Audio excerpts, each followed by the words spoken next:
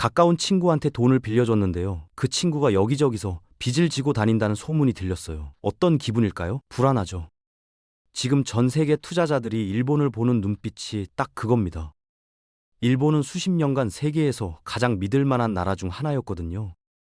일본 국채는 금보다 안전하고 은행 예금보다 확실하다. 이게 상식이었어요.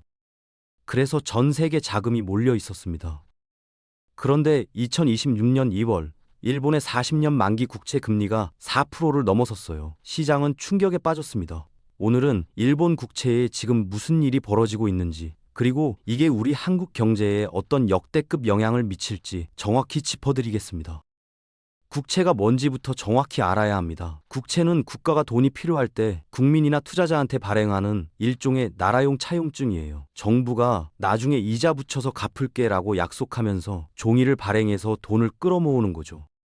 그럼 사람들은 왜 주식이나 예금 대신 국채를 살까요? 바로 안전성 때문입니다. 국가가 망하지 않는 한 원금이 보장되거든요. 그래서 노후 자금을 운용하는 연기금이나 대규모 자금을 안전하게 보관하려는 기관들이 국채를 주로 삽니다. 예를 들어볼게요. 은퇴를 앞둔 박 부장님이 있다고 칩시다. 퇴직금 3억 원을 어디 넣어야 할까 고민하다가 일본 국채를 샀어요. 왜냐하면 주식은 오르락 내리락 하는데 국채는 안전하니까요. 국채에는 1년짜리부터 40년짜리까지 다양한 만기가 있어요.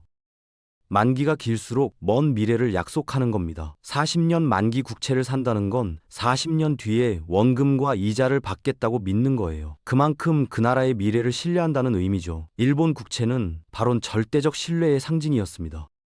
국채 금리는 국가가 돈을 빌리는 대가로 지불하는 이자율입니다. 이게 매일매일 시장 상황에 따라 움직여요. 원리는 간단합니다. 돈을 빌려가는 상대가 믿을만하고 경제가 튼튼하면 낮은 이자로도 자금이 모이거든요. 은행에서도 신용 좋은 사람한테는 낮은 이자로 대출해 주잖아요. 국가도 똑같습니다. 반대로 국가 살림이 불안하거나 빚이 너무 많아 보이면 어떻게 될까요? 투자자들이 야, 위험한데? 그럼 이자 더 줘 라고 요구하게 됩니다. 그래서 금리가 올라가는 거예요. 따라서 국채 금리가 오른다는 건 시장이 그 나라의 재정 상태를 의심하기 시작했다는 위험 신호입니다. 생각해 보세요.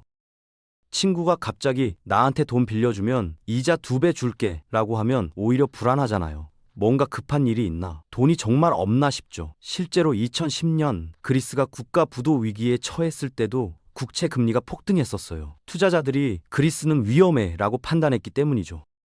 지금 세계에서 가장 안전하다고 평가받던 일본에서 바로 이런 의심의 신호가 포착되고 있습니다. 시장은 일본을 다시 보기 시작했어요.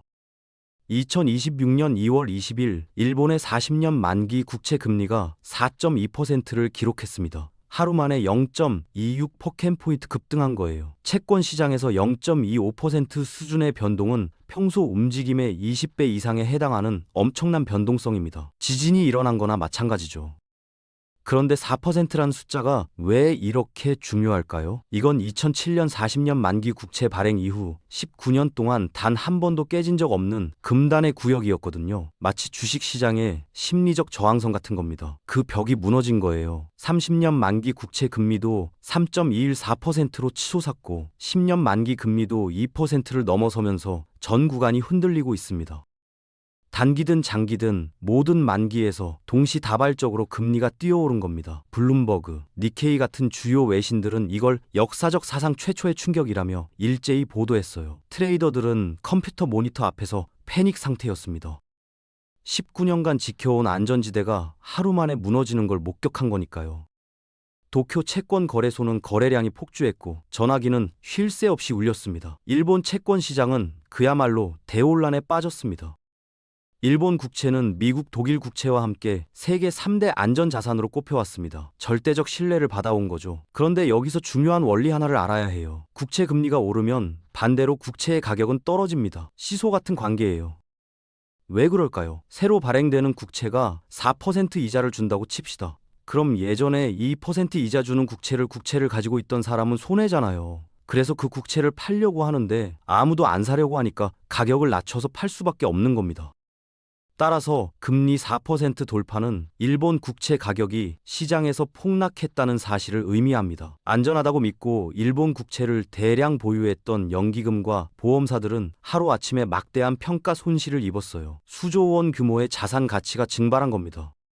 한 보험사 자산운용팀장은 20년 경력에 처음 보는 광경이라고 토로했습니다. 오랜 시간 지속된 일본 국채의 불패 신화가 깨지면서 투자자들의 믿음에 심각한 균열이 생겼습니다. 일본의 국가 부채는 GDP 대비 약 260%에 달합니다. 이게 얼마나 심각한 수치냐면 선진국 중 압도적인 1위예요. 미국이 120%인데 그것의 2배가 넘습니다. 우리나라 한국은 57%거든요. 일본은 한국의 4배가 넘는 빚을 지고 있는 겁니다. 쉽게 비유해 볼게요. 연봉 5천만 원인 사람이 1억 3천만 원의 빚을 지고 있다고 상상해 보세요. 매달 월급을 받아도 이자 갚기에 급급한 상황이죠. 일본 정부가 딱 그 꼴입니다. 일본 정부는 매년 예산의 상당 부분을 빚의 이자를 갚는 데 사용하면서 근근히 버티고 있어요. 그런데 문제는 여기서 끝이 아닙니다. 금리가 1%만 상승해도 일본 정부가 감당해야 할 이자 부담은 눈덩이처럼 불어나요. 빚이 워낙 많으니까 금리가 조금만 올라도 내야 할 이자가 천문학적으로 늘어나는 겁니다. 지금 4%까지 금리가 뛴 상황에서 일본 정부의 이자 부담은 상상을 초월할 겁니다. 국가 운영에 비상이 걸린 거죠. 재정 건전성은 완전히 무너졌습니다. 재정 위기 상황인데도 일본 정부는 조기 총선을 앞두고 대규모 경기 부양책을 발표했습니다. 식품 세금 인하, 각종 지원금 확대 같은 정책들이죠. 듣기엔 좋아 보이는데 시장은 이걸 보고 우려했어요. 왜냐하면 빚이 이미 산더미인데 돈을 더 쓰겠다는 거니까요. 투자자들은 생각했습니다. 저 돈은 어디서 나올까? 결국 국채를 더 찍어내겠지. 국채 공급이 늘어나면 어떻게 될까요? 물건이 많아지면 가치는 떨어지잖아요. 국채도 똑같습니다. 공급이 늘면 가격은 떨어지고 금리는 다시 상승하게 되는 악순환이 시작되는 겁니다. 정부는 표를 얻으려고 돈을 뿌리는데 시장은 그걸 보고 저 나라 재정 더 악화되겠네 라고 판단한 거예요. 실제로 경기 부양책 발표 직후 국채 금리가 급등하기 시작했습니다. 한 채권 애널리스트는 선거용 포퓰리즘이 국가 신용도를 갉아먹고 있다고 날선 비판을 했어요. 정부의 정치적 목적을 위한 지출 확대가 오히려 국채 시장의 불안을 가중시킨 꼴이 되었습니다. 일본 중앙은행은 오랫동안 유지해온 0% 수준의 초저금리 시대를 끝내겠다는 신호를 보냈습니다. 은행 총재가 연초부터 추가 금리 인상 가능성을 언급하면서 긴축 정책으로의 전환을 시사한 거예요. 중앙은행이 금리를 올리면 무슨 일이 벌어질까요? 시장 금리와 국채 금리가 동반 상승하게 됩니다. 중앙은행 금리가 기준선이 되거든요. 투자자들은 이 신호를 듣고 바로 움직였어요. 금리가 더 오르기 전에 국채를 팔아야겠다. 왜냐하면 금리가 오르면 내가 가진 국채 가격은 떨어지니까요. 그래서 미리 매도하려는 거죠. 문제는 다들 똑같이 생각한다는 겁니다.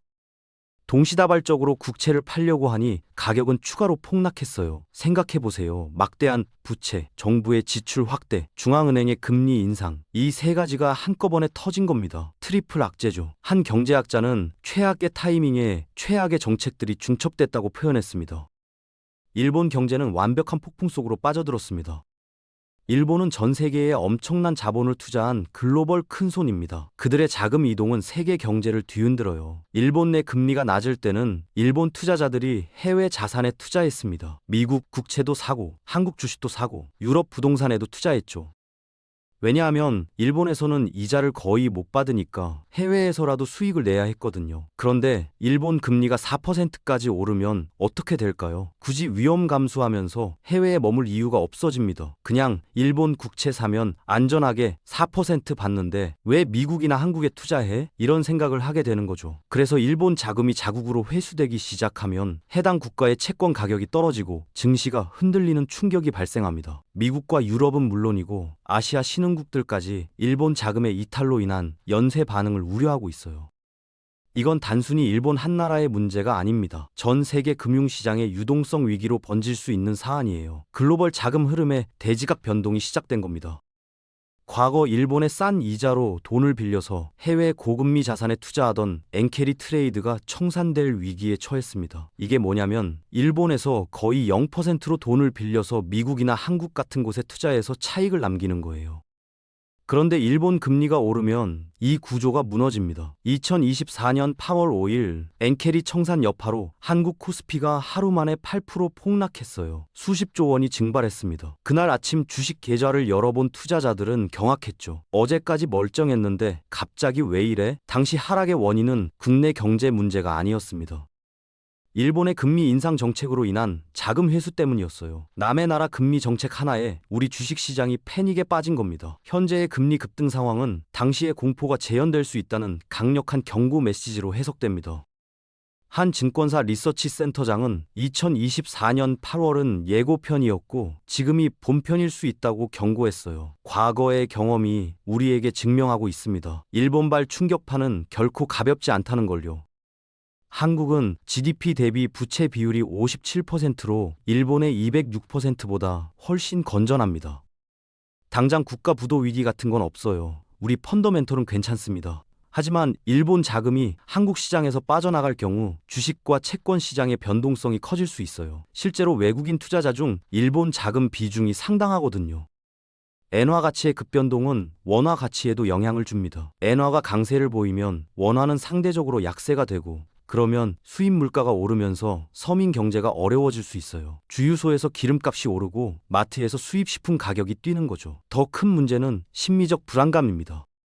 아시아 경제의 중심인 일본이 흔들리면 투자자들이 아시아 전체가 위험하네 라고 판단할 수 있어요. 그러면 한국을 포함한 아시아 전체에 대한 저평가가 일어납니다. 전문가들은 한국의 펀더멘털은 양호하지만 일본발 충격파에 대비해 예의주시해야 한다고 조언합니다. 방심은 금물이에요. 글로벌 금융시장은 연결돼 있으니까요. 수십 년간 버텨왔던 일본 국채에 대한 믿음이 4%라는 금리 벽이 무너지며 균열을 일으키고 있습니다. 일본의 부채 문제와 정책적 오판은 전 세계 금융시장을 뒤흔드는 거대한 파도가 되어 돌아오고 있어요. 2024년 8월의 폭락장이 시사하듯 우리 경제는 글로벌 자금 흐름으로부터 결코 자유롭지 못합니다. 오늘의 안전자산이 내일의 위험자산이 될 수 있다는 사실을 명심해야 합니다. 시장 변화에 민감하게 대응하세요. 불필요한 공포보다는 정확한 정보를 바탕으로 상황을 냉정하게 지켜보는 태도가 지금 가장 필요합니다.